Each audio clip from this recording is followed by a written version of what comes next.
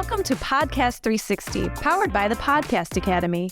In 3 questions, answered in 60 seconds each, you'll experience a 360-degree view of podcasting and the people who are building out the industry. Company founders will take turns sitting in the seat of both guest and host, creating a chain of podcast knowledge and perspective. These conversations are going to get down to business quickly. Each host will ask their guest 3 questions, and they will have 60 seconds to answer each one. You'll hear the timer counting down their final 15 seconds. At the end, the guest will choose a topic to revisit and dig into a little deeper. Let's meet our experts. Today's host is...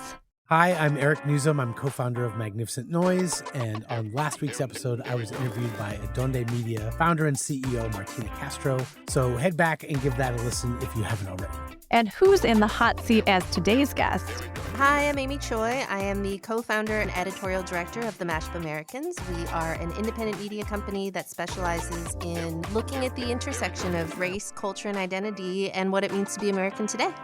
Before we dig in, we ask our guests to lay out 2 truths and a lie. Our host will guess which is the lie. We'll find out the answer together at the end of the conversation. But our host will have an opportunity to change their answer based on what they learn from our guest. Or they can stick with their first intuition. So, Amy, thank you very much. You're welcome. For joining. This starts off with something that's ridiculous, but ends up being a lot of fun. Usually we'll see if it's a lot of fun this time as well. To get right into it, every episode of Podcast 360 starts with a round of 2 truths and a lie, where you provide us 3 facts about yourself, and I'll guess which one is the lie. At the end of the conversation, you'll reveal what the correct answer is. Are you ready for your round? I'm ready.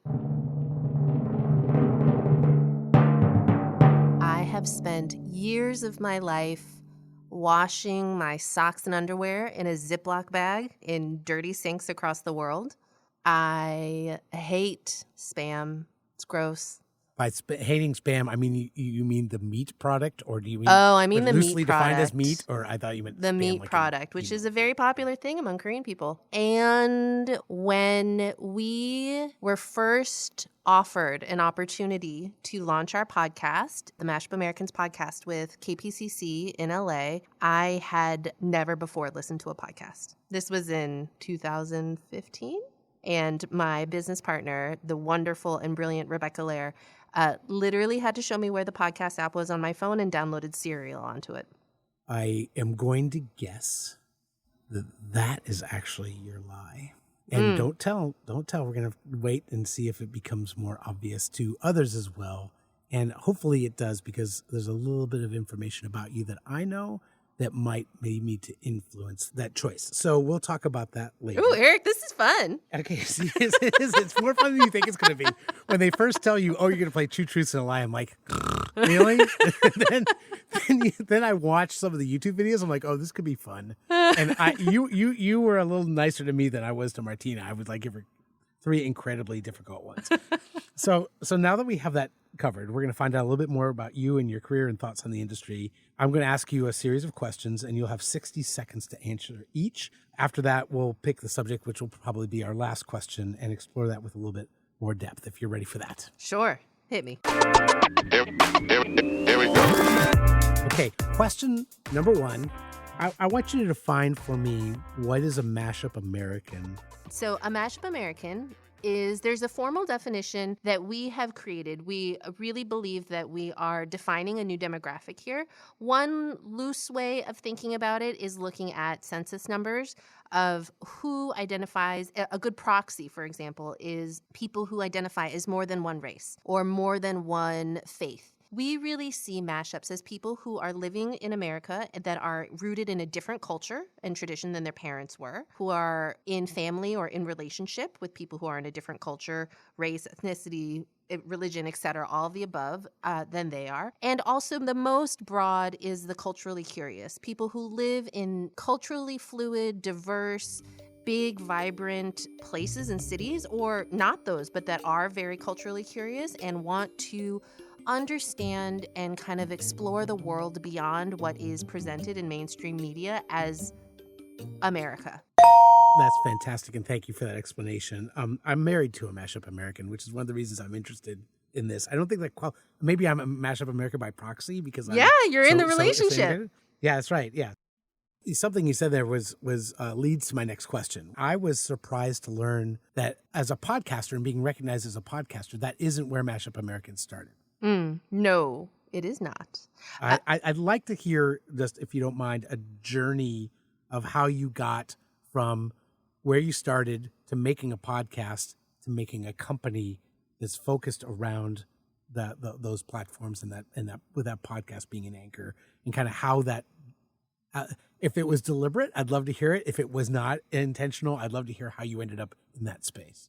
That is a great question. Okay. My background is as a print journalist. I came up in magazines in New York City. My co-founder, Rebecca Lair, who was also one of my sisters, one of my very best friends, my wife, really, she came up as a producer, somebody who created experiences and events. And she was the business development director, the very first one at WNYC, way back in the day when podcasts were really hitting their stride. We came together to create the idea of the Mashup Americans in 2013. And we started with the newsletter. We went on to create a website where we were publishing original content. And as we kind of established our voice, friends started reaching out and saying, have you ever thought about a podcast? And that is how we started experimenting ourselves. And then we grew as the podcasting world grew. And now Premium Audio is one of our centerpieces. That's great. And congratulations on answering that complicated question in 60 seconds. Thank you. So this is going to be hard to answer in 60 seconds, and we may revisit part of this. But many businesses, and I'm not suggesting yours is doing this at all, but many businesses I've seen that are focused around an element of idealism or that they have a sense of mission to them. It starts off great, and then reality hits, and the business concerns hit, and reality is such an asshole, Eric. Yeah, it's such a bummer. Oftentimes, I know, but sometimes the mission gets diluted or compromised, or they change focus or pivot, as they want to say, whatever the phrase they choose to use. And have you and Rebecca thought about that? Like, how do you keep your eye on the prize? And what do you do with each other or individually to kind of check that? Is there something you have in place? I don't want to assume there is, but I can just tell from reading about you, listening to the show, that this is not a flexible thing. It is something you're deeply committed to. So how do you keep your eye on that? Oh, that is such a good and meaningful question. And I really appreciate you asking, because it's something that we do think about with extreme regularity. I think tactically, one of the things that we do now, and we just had a big session this week, is we work very intensely with a coach who is somebody who, comes in and works with us on organizational stuff, but also always she understands the goals and the mission and the kind of integrity that we always want to hold ourselves to, and she helps hold us accountable to that. We have also always been a business that has been intent on making money. And part of the money that we make is to show that other businesses and the media world that this is an audience that you should pay attention to. And also that the creators that come up with us, these young, hungry, mashup, diverse, queer, immigrant people and creators should be honored. And so we make money for them too. And there's so much more I want to say. That one was a hard one. Now, I told you it'd be hard. I'm going to quote you back to you. Sure. And it's the reason I wanted to talk to you. Podcast 360 will be right back after a quick break and a word from our sponsors. And now, back to Podcast 360. When you get involved in this, you probably have already experienced this. They give you a spreadsheet full of names, and you look through it. And I looked up several, and I saw an interview you did. I'm not even quite sure where. Shrill Society that you and Rebecca did. And I saw this quote, and I'm like, this is the person I want to talk to, is it who said this. And we were talking about mashiness, and you said it's the quality of being able to hold two truths at one time, to be able to understand how to translate, how to navigate the world with the ability to see more than one path, understanding the richness and textural backgrounds that everyone is coming from gives us an innate understanding of perspectives that I think comes from a single or white dominant culture. You have to learn how to see the way that way rather than understanding it intrinsically. I was so taken by that quote because I think that in that quote, you end up kind of understanding the American experience of right now in America, you either believe in that mindset or you don't. Mm-hmm. You either believe in the value of multiple truths or multiple perspectives or the ability to hold different things, or there are different pathways, or you don't. Mm-hmm. And I'm kind of curious what you think of that, and if I'm being too reductionist by saying that that's your answer to that question, if you believe in that or not, kind of defines America today. Yeah. I do not think it is the root of the fissure. I do believe that there are people who believe that this is the great joy of the American experience and the great power of the American experience, and maybe the greatest power of the American experience, and that there are people who are terrified of it. And our work, I think, sits squarely in opening up the beautiful secrets of being able to see multiple paths, of being able to hold multiple truths, of being able to understand that there is not just one way. And if there is a way to look and be able to see our culture like a changing kaleidoscope and not a fixed portrait of what is and what should be, that we can move forward together. And not everybody wants to see that. And the Mashup Americans, we have always said there are a couple of rules for what it means to be part of our organization, how Rebecca and I want to lead, and the kind of work that we want to do is that we have to be able to do it with integrity. We have to be able to sleep at night, and that we are not in the position of arguing for our own humanity. That's not what we're here to do. And there are many, many, many beautiful advocates and activists and organizers who do that work for many, many marginalized communities. For us, the work that we do, like our march, is about celebrating what is and inviting people into that. And if you are not interested in being invited in to that, we're kind of like, sorry to that man, and it's almost always men. But if you cannot see that, we share stories so that hopefully you can. But if you refuse to, that's not our work to bring you in. I think our point of view in terms of our storytelling, the kind of work that we want to do, and it spans a lot of different, I think, ways of working, how we kind of share those paths. For example, kind of the way that we work, we qualify our work in a couple of different buckets. Like, does it check these boxes for us to make it a Mashup American project? One is it about like kind of our core issues about identity, about race, culture, identity? Is it about recentering marginalized voices and stories? Yes, that's a Mashup project.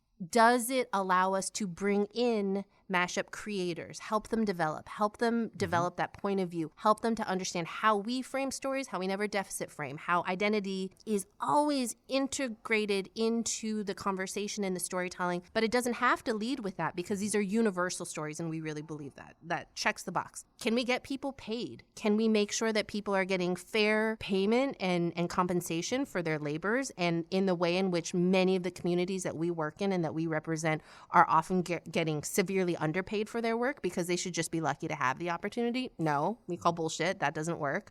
And can we work in a way that we feel proud of? So many of our team, and we have, I don't know, at any different point, because we scale on project to project, but we have a real core kind of group of creatives that we work with, and that we, they become ours. They're in our little stable. Many of them are incredibly accomplished new mothers who there's nowhere for them to put this like deep earned expertise and storytelling brilliance and producing brilliance after they have children, because the workplace is not created for that. And so we have a lot of parents on our teams that we can work with and trust, and as equal kind of, we have this like cohort of like really seasoned moms, I would say, that are trying to figure out how to live creative lives and have families and be a mother. And then we also have really young people that are coming up and that they want to see a different way to work that is about communication, is about collaboration, and is about being a human first and not just a product that you're putting out. If we can do that, that's a Mashup Project. And then there's also the meta level. Like, we have made podcasts for Fortune 500 companies, for tech companies, for consulting companies.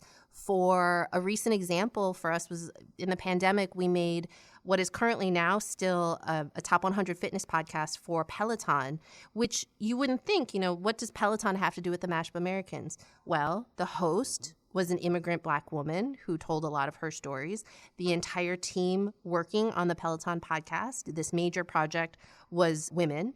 The music was created by women. The editors, producers, production staff, all women, mostly Mashup women.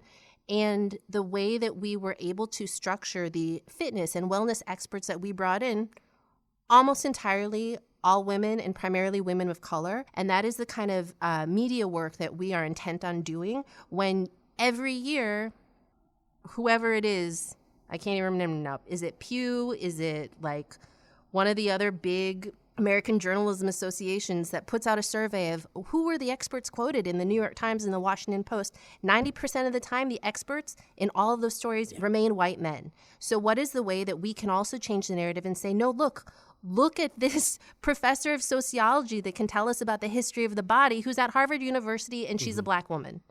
And so we believe that's our way of embodying what it means to see different paths in what those perspectives can offer to a larger audience. And we wholeheartedly believe that if you can open yourself up to that, you will have a richer, broader, more solutions-oriented, creative way forward than if you think that what we have been doing all along this whole time is the only way, then like, oh man, we're fucked. So no, I don't see it as a great fissure, but I do see it as a fundamental difference, and I think that difference is driven primarily by fear. I agree with you.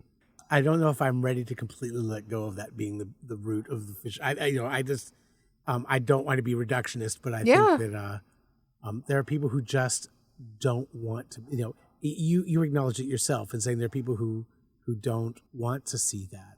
That may be because of fear. In fact, I think it's entirely in fear.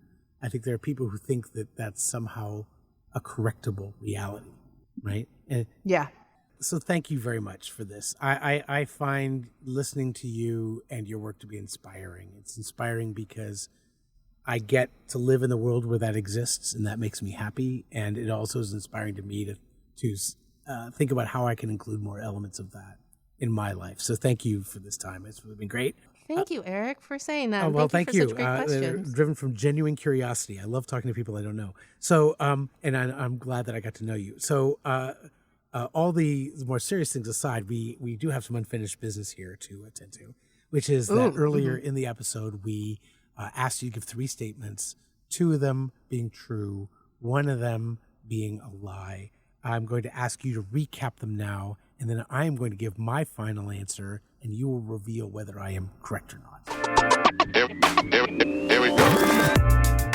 So the recap is I spent a lot of time washing undies and socks and personal belongings in giant Ziploc bags and in sinks across the world. I hate Spam, which a lot of Korean people love, and I had never listened to a podcast in 2015, which is when KPCC first approached us about making a podcast of our own. Okay, so my guess is still going to remain that you did not know anything about a podcast when you started podcasting. And if it's any consolation to you, we do a podcast with a relationship therapist named Esther Perel, who makes this amazing podcast, Where Should We Begin? That's heard by 1 million people every episode.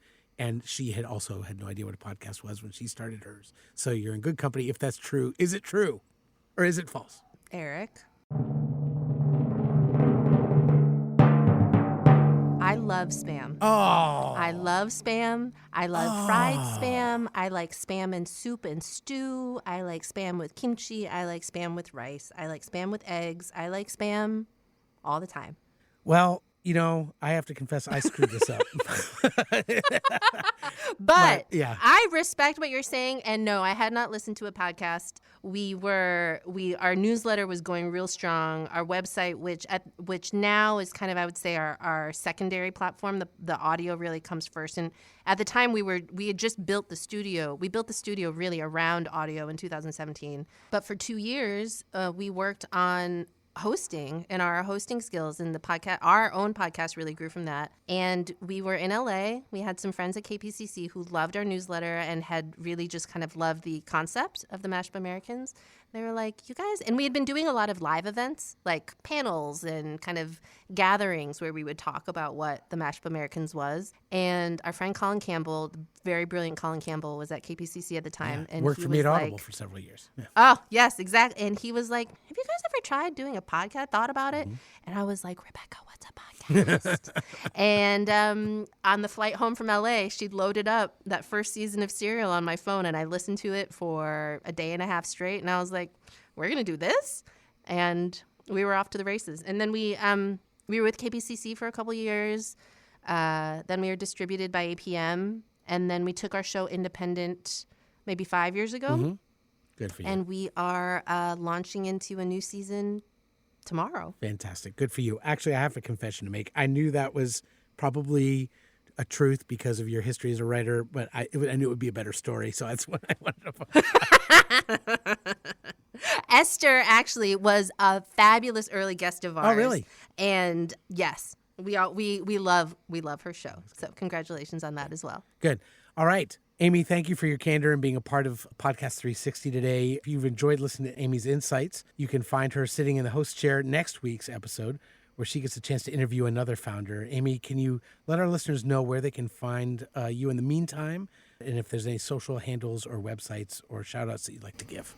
Yes. Thank you so much, Eric. This has been a real delight and so fun. You can find the Mashup Americans at mashupamericans.com. You can sign up for our newsletter at mashupamericans.com/newsletter. You can find us on any social, though social is a very confusing time right now, at Mashup American, or you can find me at Awesome Choi. And big news is our new season of the Mashup Americans podcast is releasing October 3rd, which is tomorrow. And we're so excited. We have an incredible lineup of old friends and guests talking about what it means to live a good mashy life. What is the ultimate guide to a mashup life? And we're leading off with Randall Park, who is one of the great joys of America, I'll say. So please tune in, and you can follow us wherever you listen to your podcasts. Thank you so much, Amy. It's just been an absolute delight to get to know you. And thanks to the Podcast 360 team for having me and bringing us together. It's just been a delight. Thank you.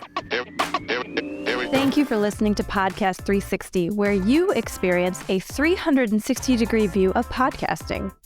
Special thanks to the Podcast Academy and DCP Entertainment. Follow us on social media at The Ambies and at DCP Official on Instagram.